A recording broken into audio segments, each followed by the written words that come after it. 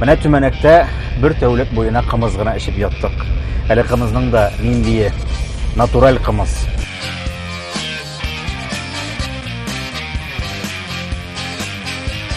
Инде юлга кузгалдык. Без хәзер Кондра күл ягына тага барабыз.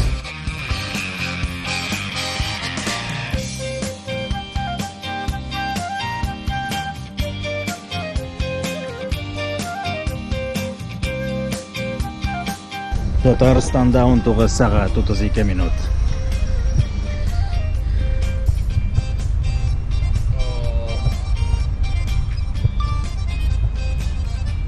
Булышы? Кыргый коптер тоттык әле. Спортивный. Үзенең түбәдәге камера.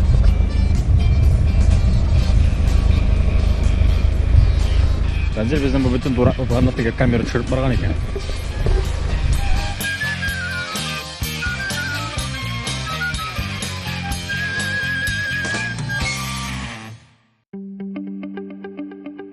Сәфәребез Башкортстанның Туймазы районында урнашкан Кондракүл авылына килеп җитте.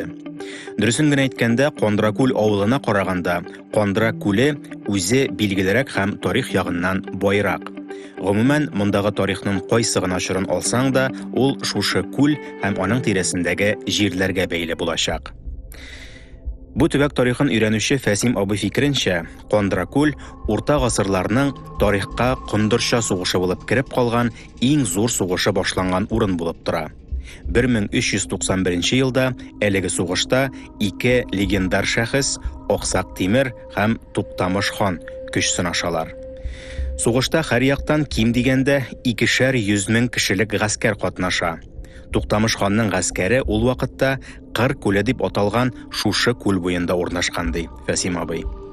200 мең кешелек гаскәргә һәр сугышчы сайын 2-3 атны да өстәсәң, бу кадәрле армияны туплап тоту өчен ни кадәрле урын һәм су кирәклеген чамалыйсыздыр. Туктамыш хан гаскәре биредә торганга күрә, чын мәгънәсендә тарихи сугыш башланып киткән күлгә хан тора исеме ябышып кала. Хан торган күл Кондра күл булып китә дигән фикер бар. Кондра күл бүгенге көндә дә әһәмиятен югалтмаган. Башкортстанның көнбатышында иң популяр ял урыннарының берсе булып тора ул. Әгәр дә сезнең сәфәрегез М5 Урал трассасы буенча уза икән, Кондра күлгә бер үк кермичә китмәгез. Мондагы моторлыкны күрергә кирәк, монда ял итәргә дә, су куенырга да урыннар байтак. Кондра күлгә барлык яктан да диярлек керергә мөмкин, ләкин аның иң уңайлы юллары шушы күл ярларында урнашкан авыллар аша уза. Карта буенча, навигатор буенча карап барасыз икән, инде беренчесе аның Кондра күл дигән авыл. Шушы М5 трассасыннан кергән вакытта беренче авыл дип әйтсәк тә була. Без аның бүген тарихын өйрәнеп йөрибез. Кондра күл авылына кушылып ук диярлек тора Кондра Төмәки дигән авыл. Анда шушы Кондра күл тыюлыгының, Кондра күл паркының конторасы, дирекциясе дә урнашкан һәм алга таба шушы Кондра Төмәкине чыгып китәсез икән, Кондра күленең көньяк көнчыгыш ярларында урман эчендә урнашкан берничә ял базалары бар. Анда ял йортлары, анда тукталырга була, су керергә була, анда барысы да оештырылган. Шушы маршрут белән керсәгез, аларны һичшиксез эзләп табырга мөмкин. Кондра күленең төньяк ярында шулай ук авыл бар, аның исеме инде Кондра Кытой. Ягъни сез М5 трассасы буенча инде бераз узып китсәгез, борылышны күрмичә калсагыз, бердә зыян юк, Кондра Кытой авылы аркылы да керергә була. Балык тоту рөхсәт ителгән биредә, су керү шулай ук тыелмаган. Бары тик үзеңне әдәпле, тәртипле генә тота белергә кирәк. Ни дисәң дә, бу парк, бу тыюлык булып тора.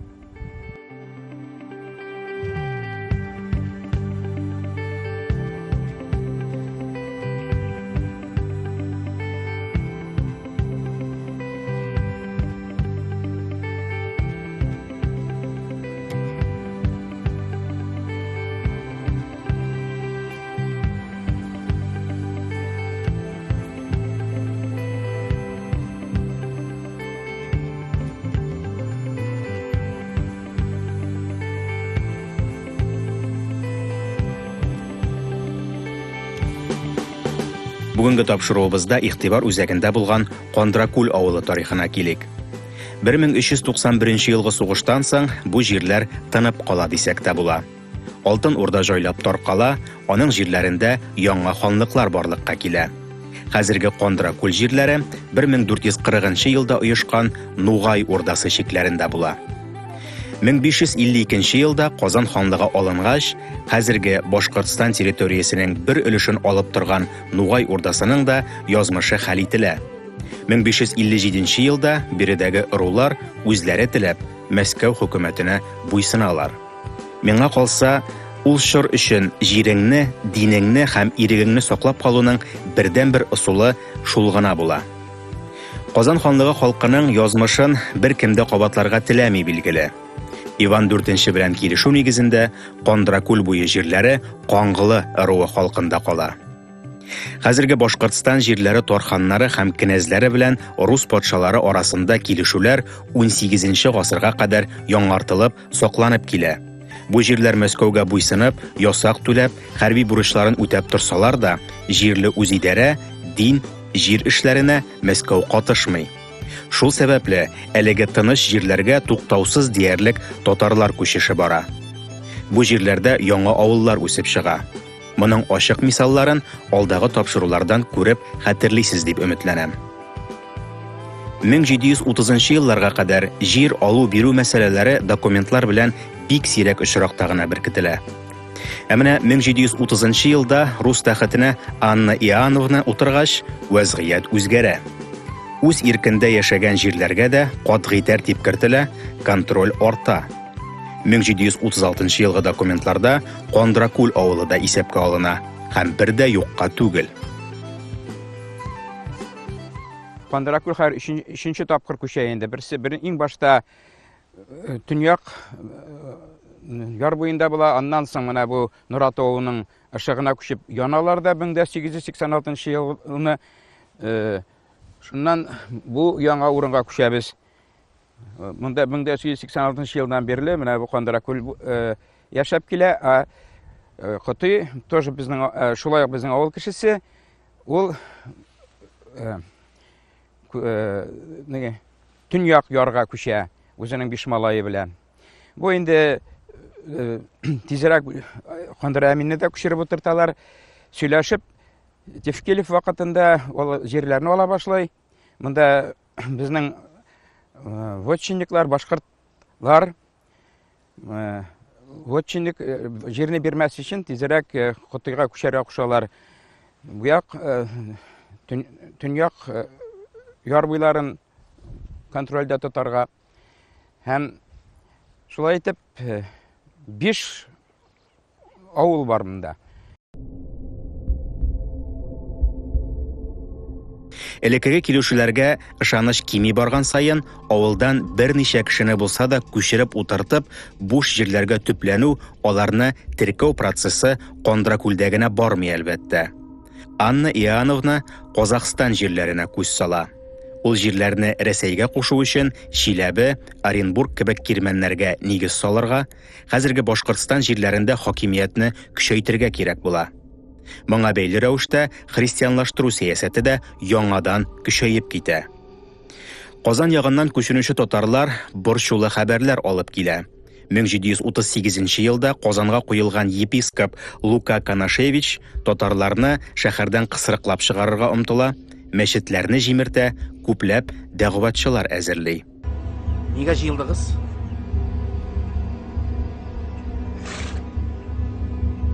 Вы что, не слышите меня? Без мәчеткә тәрі куйдырмыйбыз. Yok, я вас по-хорошему прошу. Балалар, Аллага тапшырдык. Хәзерге башкорт җирләре аша Казахстанга юл тоткан яңа хөкүмәт сәясәте кайсы якка барганын яхшы чамалый җирле халык һәм соңгы өмете булган нәсел хукукына, тамгаларына тотына. Без Төмәнәк авылында 19 гасырдан сакланып калган документлардан гына күреп, күрсәтеп узган тамгалар Кондракүл авылында берничә йортның фасадында, аның урамга карап торган йөзендә күренеп тора. Бу тамгалар элекедән килгән борынгы билгеләр һәм авыл халкы инде үз тамгаларын хәтерләгән кешеләр аларны бик кадерләп саклыйлар. Мәсәлән, менә бу йорт Кондракүл авылының эшмәкәре Ирек Мөнир улы Төхфәтшинныкы. Аның тамгасы Т хәрефе формасында ул шүкеш тамга дип атала. Ул инде Төхфәтшин дигәннән чыккан Т түгел, ул борынгыдан килгән нәкъ шүкеш тамга булып тора. Әлеге тамгалар, менә хәзер генә безнең кулда берничә документ булгач та, борынгы заманда паспортлары, туу турында таныклыклары булмаган кешеләр өчен ул инде имзада булып хезмәт иткән, печатьтә булып хезмәт иткән, эш кораллары һәм әйтик инде анда бүтән өйдә булган кирәк-яракларны билгеләүдә, менә минеке шушы нәселнеке, шушы ыруныкы дип җир биләмәләрен, аның шикләрен билгеләгәндә шушы тамгалар сугыла торган булган. Һәм бу тамгалар менә шундый кызыклы гына күзәтү, шушы тамгаларын хәтерләгән кешеләр бу авылның үзәге булып торалар. Әйтик, шушы Ирек Төхфатшин үзенең тамгасын белә, үзенең нәселен, ыруын белә, ул эшмәкәр буларак шушы авылда Бөек Ватан сугышында һәлак булганнарга аларның хәтере саклансын, аларның рухы югалмасын дип һәйкәл, үз акчасына һәйкәл салдырып куя. Алга таба барыбыз, шушы авылдан инде безне бүген озатып йөрүче Фәсим абый, аның шулай ук үз тамгасы бар, ул үз нәселен, үз ыруын белә, шушы авылның тарихын саклап, җыеп, тотып тора, барлап тора. Менә ни дисәң дә, үзенең тарихын белгән кешеләр, барыбер дә мәгънәле кешеләр һәм авылның ниндидер йөзек кашы булып торган кешеләр.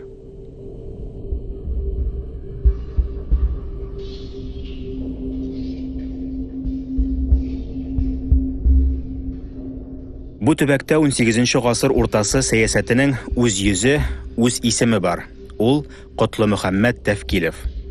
1730 елларда ул Казак җирләрен Рәсәйгә кушу эшендә зур уңыш казанып, Оренбург экспедициясе составына керә һәм әлеге дә баягы Анна Иоанновнадан полковник званиесе ала. Шул ук вакытта Иван Кириллов җитәкчелегендәге экспедиция белән Оренбург кирмәненә нигез салырга юнәлә. Үзе белән 6000 кешелек гаскәр дә ияртә. Мөселманнарга крепостной крестьяннар тоту тыелган булу сәбәпле һәм генерал погоннарына өметләнеп, Котлы Мөхәммәд христиан динен кабул итә һәм Алексей Иванович Тевкилев исемен ала. Шул вакыттан ул мондагы җирләргә кул суза, каршы чыгучыларны аяусыз юк итә башлый.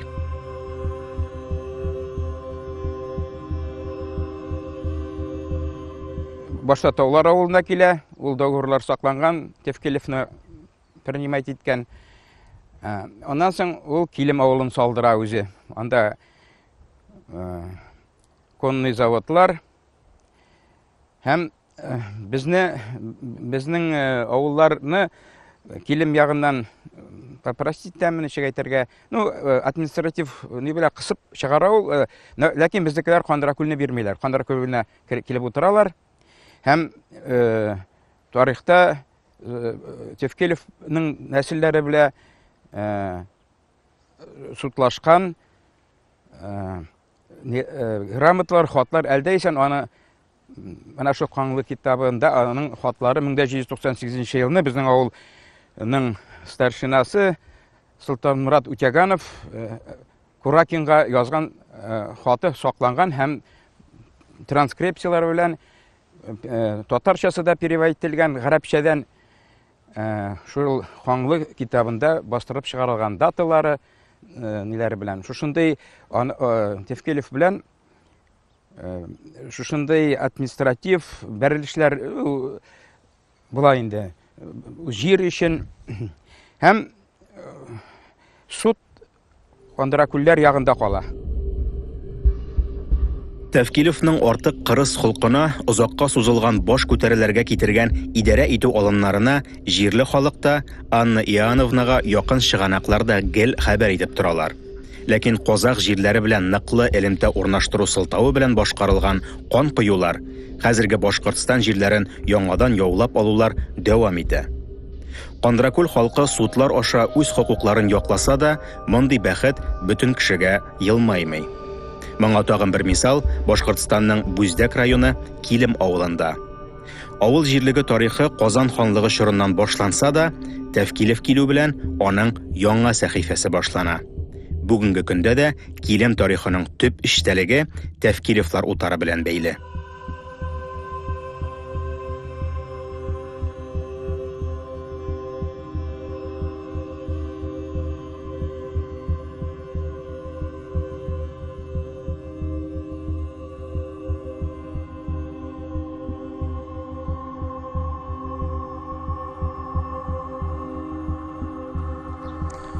Килем авылының тарихи авыл мөһим үзәк булганлыгын ерактан ук олы юлдан күрсәтеп торучы әлеге сарай, Тәвкилевлар сарае 1852-1856 елларда төзетелә. Аны төзетүче шулай ук Тәвкилев нәселе кешесе Сәйит Гәрәй исемле. Сәйит Гәрәй Тәвкилев менә беренче булып бирегә килеп утырган Котлы Мөхәммәднең оныгы Шахин Гәрәйнең улы, ягъни бу инде Тәвкилевларның килемдәге 4нче буыннары булып тора. Шунысы кызык, әлеге йорт Тәвкилевларның төп йортыннан ерак түгел генә салынган, якынча 100 метр ераклыкта гына Килем авылының мәктәбе урнашкан. Нәкъ менә шул мәктәп урынында Тәвкилевларның беренче төп нигезләре булган. Ул 2 катлы бина булган, аскы өлеше кирпечтән, өске өлеше агачтан эшләнгән булган.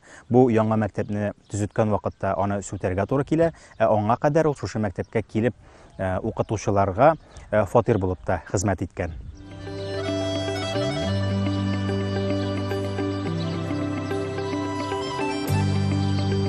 Шулай итеп, бүгенге көндә Килемдә Котлы Мөхәммәд Тәвкилевнең үзе белән бәйле һәйкәлләр калмаган.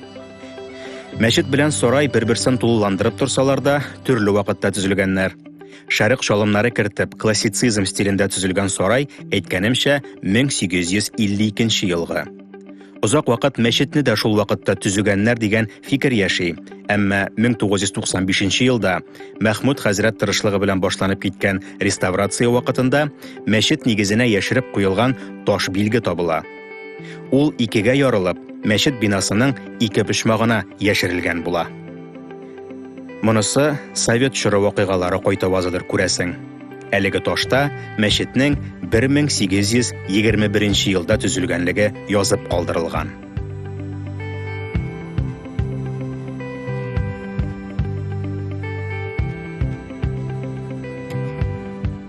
Тәвкилев Алексей Ивановичның улы Йосиф була.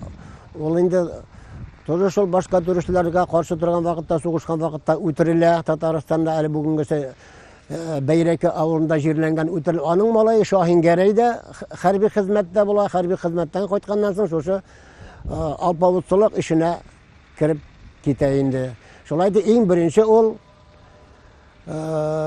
шушы авылыбызга татар башкортларын укыту өчен, аң белем бирү өчен башта мәчет төзи. 1821 елда шушы төбәктәге Кызыл Балчык карьерасын ачып, шунда һәрбер крестьянга берәр мең кирпеч сугып, шуларны салу өчен шунда указлар чыгара, һәм дә 1824 елда безнең авылыбызда мәдрәсә ачыла.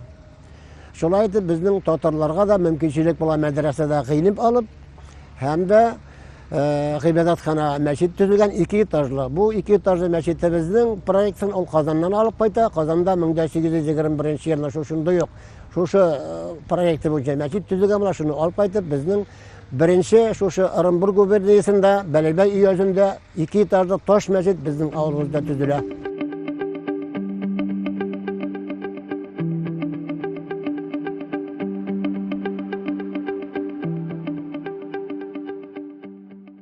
Тәвкилевлар нәселе үзләреннән соң бик бай мәдәни мирас, тарихи мирас калдырган нәсел булып торалар.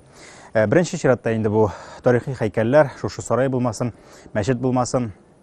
Икенче яктан инде халык телендә, халык фольклорында алар турында бик күп сүзләр, бик күп риваятлар йөри. Ни дисәң дә бай нәсел булган бит инде. Тарихчылар арасында Тәвкилевларны ничектер акларга тырышучылар да, кылган изгелекләренә, бик күп кешегә эш биргәннәренә күрә аларны ничектер хөрмәт итүчеләр дә бар. Ләкин кайбер тарихчылар аларны йомшак кына әйтеп әйткәндә өнәп бетермиләр. Ни дисәң дә патша хөкүмәтенә хезмәт иткән кешеләр, бу якларда тәртип саклап торган кешеләр, баш күтәрүләрне бастырып торган кешеләр. Бу урында мин аларның тарихына нинди дә булса бәя бирергә базмас идем. Ни дисәң дә бик катлаулы тема, һәм ул менә шул тарихи фактлар дәрәҗәсендә генә калсын. Теге яктан да, бу яктан да фикерләр буларга тиеш. Тарих өчен бу нормаль күренеш. Фактларга килсәк, Тәвкилевлар нәселе алпавытлар гына түгел, тәрҗемәчеләр, дәүләт эшлеклеләре, дин әһелләре, хәрбиләр белән дә танылган. Араларында мөфти дә, мәдрәсәләр төзүчеләр дә булган. Әмма тарихта иң тирән эз калдырган шәхес барыбер Анна Иоанновна чоры генералы Котлы Мөхәммәд, дөресрәге Алексей Тәвкилев. Яңадан аның шырына 1730 елларга әйләнеп кайтык. Тевкиловның Рязан өлкәсендә, Касым авылында, өйәсендә үзенең җирләре булган Акабуй елгасында, шуннан беренче чиратта бу җирләрне алганнан соң үзенең буйсынган крепостной крестьяннары монда алып килә. Без акалар дип, әкәләр дип йөргән татарлар беренче башта шуннан киләләр. Шушы бер урамга урнаштыралар һәм дә Тевкиловка хезмәт итәләр. Шуннан соң инде Казан астыннан, Мөслим районыннан шушы крепостной крестьяннарны тагын Тевкилов алып килә, башка урамнарга урнаштыра. Шулай итеп Тевкилов монда Мурза ул дворянин була инде ул. Шушында малчылык белән шөгыльләнә, басучылык белән шөгыльләнә һәм дә урманнарны кисеп, аударып, поташ заводлары төзи, завод дигән авылларда шуннан барлыкка килгән һәм дә аны Европага сатып акча эшли торган булган. Поташ бу пияла эшли торган, медицинский пияла заводлар эшли торган шундый поташ сериясы була инде ул. Менә шулай дип безнең Килем авылы, шулай дип крепостной крестьяннар яши башлыйлар 1730 еллардан башлап. Килем ул керем дигән сүз, прибыль дигән сүз, шулай итеп монда килгән халык башлабында. Килем өчен, керем өчен акчасын эшкә килгән булса, шуннан авыл исеме булып кала инде, Килем авылы булып кала. Алексей Тевкилов дәүләт эшләрендә дә бик тәвәккәл һәм кайвакыт кирәгеннән артык тырыш кеше булып чыга. Урта Азия белән сәүдә мөнәсәбәтләрен җайга салу, шикләрне ныгыту максаты белән булдырылган Оренбург губерниясе, аның дистәләгән кирмәннәре төзелешенә зур өлеш кертә ул. 1744 елда Оренбург губерниясенә Уфа провинциясе дә кушылачак. Әмма аңа кадәр хәзерге Башкортстан җирләре халкын тынычландырырга кирәк. Халык Явыз Иван заманыннан бирелгән хокукларыннан баш тартырга теләми. Тевкилов узак уйлап тормый. 1736 елда хәзерге Аскын районы җирләрендә урнашкан Сөянтүз авылын хөкүмәт гаскәренә һөҗүм әзерләүдә гаепләп үлемгә хөкем итә. Бер тәүлек эчендә 1000 кеше атып, штыклар белән чәнчеп үтерелә. 105 ирне амбарга бикләп, ут төртеп яндыралар. Сөянтүз авылы тулысы белән юк ителә. Бу хәлләрне тарихчы Петр Иванович Рычков язмалары дәлилли. Халык үпкә саклап, уйлап чыгарган әйбер түгел диюем. Тевкиловның мондый буйсындыру походлары тагын 5 ел дәвам итә әле. Тевкилов гаскәрләре 50ләп авылны яндырып юк итә. 10 меңгә якын кеше үтерелә. Баш күтәрергә җөрьәт итүчеләр бөтенләй калмый. Халык тәфтиләү дип атап йөрткән Тевкилов гамәлләре җырга салына. Бу без ишетергә күнеккән тәфтиләү түгел. Сагышлы, әмма куркыныч, каргыш җыры. Идел буйкайлары ай кыялык, полковник тәфтиләү яу урына. Башкорт илкәйләрен утка тоткач, алтынланды аның погоны. Җил җилләми, туман ай ачылмас, җыр җырламый, күңел ачылмас. Полковник тәфтиләү түккән канның ачулары тиз үк басылмас. Каралагына урман, кыя бите, шаулыйдырла кишен җил чакта, ташкайларга чыгып яздым каргыш, оныкларым укыр бер чакта.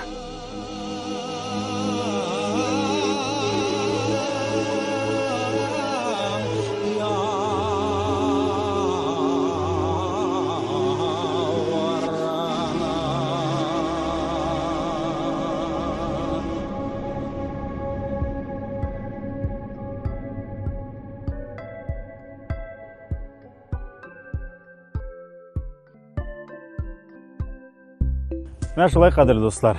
Инде 4нче көне безне уздырабыз. Сәфәрдә һаман да руль артында бераз гына җәяү тәпиләргә булдык әле. Уфага таба. Без үтәчәк 100дән артык километр юлның 1-2 километрын булса да җәяү йөрисе килә. Табигать матур, һава торышы әйбәт, Аллага шөкер. Менә шушы бөтен матурлыкны һәм инде безнең бүген булган алган тәэсирләребезне бары тик бер генә факт бераз борчып бузып тора дип әйтик инде. Килем авылының никадәр зур тарихы булуына карамастан, аның заманында нинди зур үзәк булуына карамастан, бүгенге халаты ничектер борчулырак әле. Биредә гөрләп эшләп килгән Мәдәният йортыда 2015 елда ябылган һәм инде халыкны җыеп торучы үзәк булып, әлегә Аллага шөкер шушы мәчет кенә һәм Тәвкиловларның мирасы гына кала бирә. Алга таба ниләр булыр? Ансын инде вакыт күрсәтер, һәм безнең бүген әйткән сүзләребез кирәкле кешеләрнең колакларына барып ирешсен иде.